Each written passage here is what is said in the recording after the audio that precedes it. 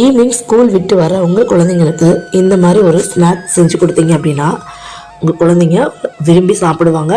நீங்கள் டயட்டில் இருக்கீங்க அப்படின்னா நீங்கள் இதை மார்னிங் பிரேக்ஃபாஸ்ட்டாகவும் எடுத்துக்கலாம். சூப்பராக இருக்கும்.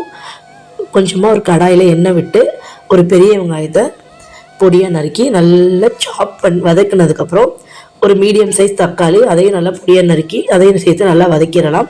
இந்த மாதிரி தக்காளி லைட்டாக மேஷ் பண்ணி விட்டிங்கன்னா டேஸ்ட் நல்லாயிருக்கும். இது கூடவே ஒரு பெரிய கேரட் அதை நல்லா துருவி சேர்த்துக்கோங்க. இது டேஸ்ட் நல்லா டிஃப்ரெண்ட்டாக இருக்கும் பசங்க சாப்பிட்றதுக்கு.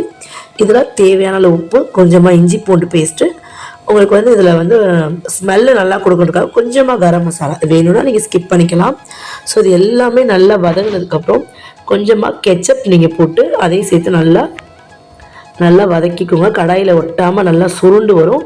ஸோ அந்த ஸ்டேஜில் நீங்கள் இந்த மாதிரி ஒரு 2-3 ப்ரெட்டை டோஸ்ட் பண்ணி கட் பண்ணி இந்த மாதிரி சேர்த்து நல்லா சிம்மில் வச்சு ஃபுல்லாக பரட்டி விட்டீங்க அப்படின்னா மசாலா ஃபுல்லாக ப்ரெட்டில் அப்சர்வ் பண்ணிடும். இதை நீங்கள் டயட்டில் இருக்கீங்கன்னா கண்டிப்பாக மார்னிங் பிரேக்ஃபாஸ்ட் எடுத்துக்கோங்க. சூப்பராக இருக்கும்.